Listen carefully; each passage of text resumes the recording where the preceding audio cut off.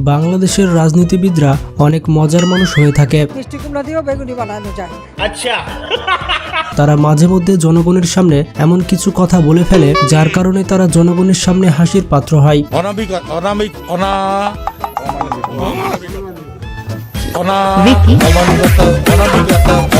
যেমন এই লিস্টে মাননীয় প্রধানমন্ত্রী শেখ হাসিনা, সাবেক প্রধানমন্ত্রী খালেদা জিয়া এবং ওবায়দুল কাদেরের এমন কিছু বক্তব্য রয়েছে যেগুলো শোনার পর আপনি কোনোভাবেই আপনার হাসি থামাতে পারবেন না। তো যারা অনেক দিন ধরে মন খুলে হাসেননি তারা ঝটপট বসে যান ভিডিওটি শেষ পর্যন্ত দেখার জন্য। এবং যারা নতুন দর্শক রয়েছেন তারা এখনই আমাদের চ্যানেলটি সাবস্ক্রাইব করে পাশে থাকা বেল আইকনটি ক্লিক করে দিন। তো গাইস, প্রথমে এই ব্যক্তিকে দেখুন। এই অমানবিকতা অমানবিক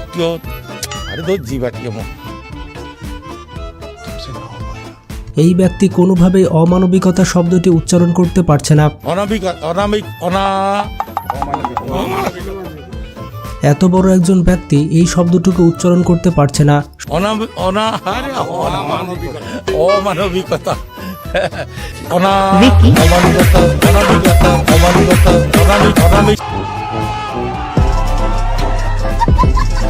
সত্যি হাস্যকর বিষয়। অনেকবার চেষ্টা করার পরও এই ব্যক্তি কোনোভাবেই এই শব্দটি উচ্চারণ করতে পারছে না। তো যাই হোক, এখানে এই চাচাকে দেখুন। আল্লাহ সহ্য করবে না। যার হয় তুমি ঠিক দাও কেন?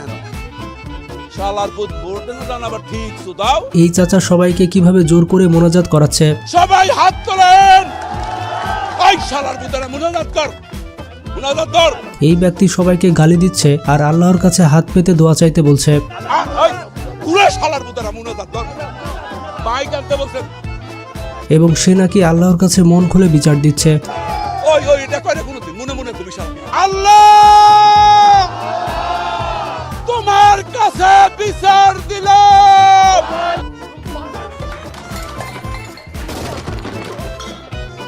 তো যাই হোক, এবার এই ভদ্র মহিলাকে দেখুন।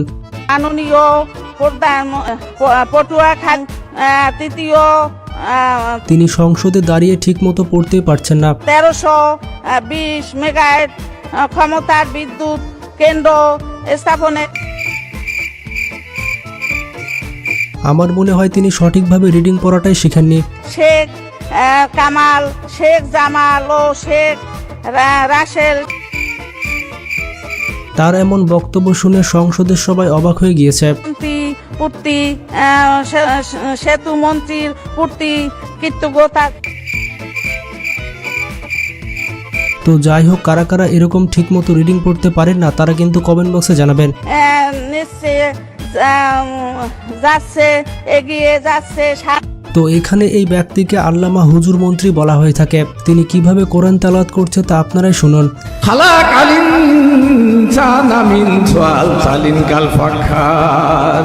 তিনি কোরআন তেলাওয়াত করছে না গান বলছে সেটা আমি ঠিকমতো বুঝতে পারছি না।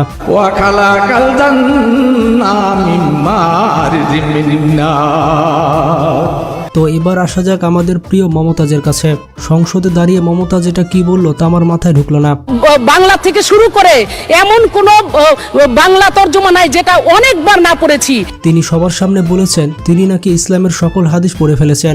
এবং শুধু তাই না, সিয়াসাত হাদিস, তিরমিজি শরীফ, মেশকা শরীফ, আবু দাউদ শরীফ, বুখারী শরীফ, মুসলিম শরীফ থেকে শুরু করে এমন কোন খণ্ড নাই।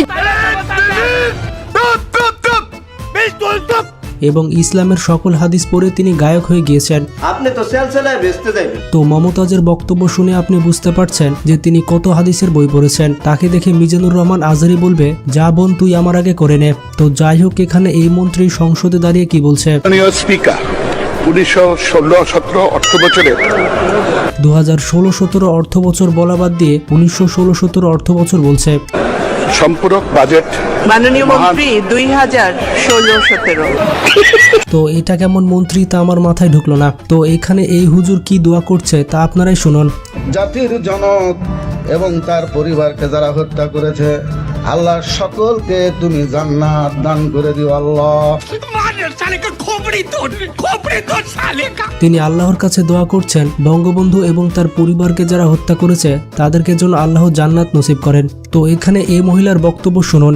বেগম খালেদা জিয়া 2008 সালে তত্ত্বাবধায়ক সরকারের কোলে উঠেছেন, আবার কি কোলে ওঠার সাত জেগে তিনি সবার সামনে বলছেন বাংলাদেশের সাবেক প্রধানমন্ত্রী খালেদা জিয়া নাকি তত্ত্বাবধায়ক সরকারের কোলে উঠেছেন। তো এটা কেমন কোলে ওঠা তা আমি বুঝতে পারলাম না। তো আবারও চলে এসেছে মমতাজ বেগম। মমতাজ বেগম বিদ্যুৎ নিয়ে কি বলছে তা আপনারা শুনুন। শেখ হাসিনা সরকার নাকি বিদ্যুৎ এতটাই অ্যাভেলেবল করবে যে আপনারা ওই যে ফেরিওয়ালারা যেমন ঘুরে আর বলে চুরি বলে রাখবেন নাকি ভাই, এরকম বিদ্যুতের অবস্থা আমাদের হবে, আমাদের ঘুরতে হবে যে বিদ্যুৎ রাখবেন নাকি বিদ্যুৎ, যে ফেরিওয়ালার মতো বিদ্যুৎ ঘরে ঘরে যে বিক্রি করতে হবে। তো যাই হোক, এখানে এই মহিলা আল্লাহর কাছে কি দোয়া করছে শুনুন। বঙ্গবন্ধু শেখ মুজিবুর রহমানকে যারা হত্যা করেছে, আল্লাহ তাদের যারা নির্মমভাবে তার ফ্যামিলি সহ হত্যা করে তাদেরকে জান্নাতুল ফেরদাউস নসিব করিয়ে দিও আল্লাহ।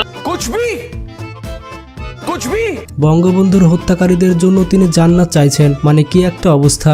তো এখানে শামীম ওসমানের খেলা হবে বক্তব্য শুনে নিন। 24 তারিখের পরে আসো খেলবো, খেলা হবে, খেলা হবে, তার এই ফানি বক্তব্য অনেক ভাইরাল হয়েছিল আমরা খেলবো, 24 তারিখের পর খেলা হবে। এবং সবার মুখে মুখে ছিল যে খেলা হবে। তো এখানে খালেদা জিয়ার সামনে তারই লোকজন তার অসম্মান করে ফেলে। এই স্বাধীনতার মাসে আমরা তিলকওয়ালী মুখ্যমন্ত্রী খালেদা জিয়াকে এক মুহূর্ত ক্ষমতায় দেখতে চাই না। এখানে খালেদা জিয়া বসে আছে আর তার সামনে তার দলের লোকজন বলছে যে তাকে ক্ষমতা থেকে নামিয়ে দিবে। এই কথা বলে আর এক মুহূর্ত তিলকওয়ালী মুখ্যমন্ত্রী শেখ হাসিনাকে ক্ষমতায় দেখতে চাই না। আসলে এই লোকটি বলতে চেয়েছিল যে শেখ হাসিনাকে ক্ষমতা থেকে নামাবে, ভুল করে খালেদা জিয়া বলে ফেলেছে। তো গাইজ, এখানে এই ভদ্র মহিলা বসে আছে এবং তাকে দেখে মনে হচ্ছে সে যেন মারা গিয়েছে।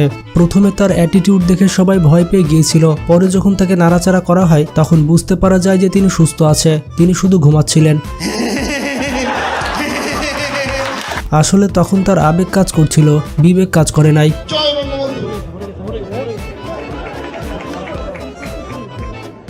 ये सब क्या देखना पड़ रहा है। তো যাই হোক, মাননীয় প্রধানমন্ত্রী শেখ হাসিনা মাঝে মধ্যে এমন বক্তব্য দিয়ে ফেলেন যার জন্য জনগণও প্রস্তুত থাকে না। মাননীয় প্রধানমন্ত্রী এক ইন্টারভিউ বলেছিলেন তিনি মাংসের বদলে কাঁঠাল খেয়ে থাকেন। কাঁঠালে কাবাব করি, মাংসের পরিবর্তে কাঁঠালটা দিয়ে আমরা ওই স্বামী কাবাব বানানো। তিনি মাংসের বদলে কাঁঠালের কাবাব তৈরি করে থাকেন। তাছাড়া তিনি আরেকটি ইন্টারভিউ বলেছিলেন তিনি মিষ্টি কুমড়া দিয়ে বেগুনি তৈরি করে থাকেন। মিষ্টি কুমড়া দিয়েও খুব ভালো বেগুনি না বানায়, মিষ্টি কুমড়া দিয়েও বেগুনি বানানো যায়, সেভাবে আমরা করি। যেহেতু বেগুনের অনেক দাম, তাই তিনি বেগুনের চপ না তৈরি করে মিষ্টি কুমড়ার চপ তৈরি করে থাকেন। তাছাড়া বাংলাদেশে যখন পেঁয়াজের দাম অনেক বেড়ে গিয়েছিল তখন প্রধানমন্ত্রী শেখ হাসিনা বলেছিল যে পেঁয়াজ ছাড়াও রান্না করা যায়। পেঁয়াজ ছাড়াও কিন্তু রান্না হয়, হ্যাঁ আমি কিন্তু করি, আমি করি, তো আমাদের বাসায় করে। তিনি নাকি তার বাসায় পেঁয়াজ ছাড়াও রান্না করে থাকেন। তো যাই হোক, এরপরে রয়েছে আমাদের ওবায়দুল কাদের। তিনি একবার একটি স্টেজে বক্তব্য দিচ্ছিলেন, কিন্তু যখনই তিনি স্মার্ট বাংলাদেশ বলবেন তখনই তার স্টেজটি ভেঙে পড়ে যায়। স্মার্ট বাংলাদেশ।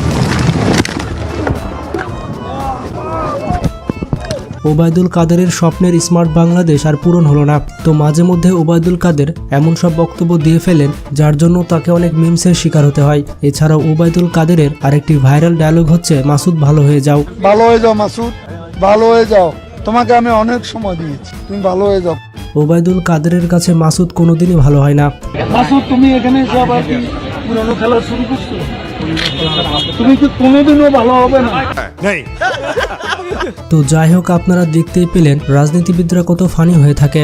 তবে আপনাদের উদ্দেশ্যে বলে দিতে চাই এই ভিডিওটি শুধুমাত্র এন্টারটেনমেন্টের জন্য করা হয়েছে, বিষয়টি কেউ পার্সোনাল ভাবে নেবেন না। এবং আপনারা যেমনটা জানেন আমরা আমাদের দর্শকদের অনেক খেয়াল রাখি, আপনারা অনেকদিন ধরে মন খুলে হাসেননি, তাই আপনাদের জন্য এই ভিডিওটি তৈরি করা। তো ভিডিওটি কেমন লাগলো তা কমেন্ট বক্সে জানাবেন। তো আজকে এ পর্যন্তই, ভালো থাকবেন, নিজের খেয়াল রাখবেন আর সবসময় হাসি মুখে থাকবেন।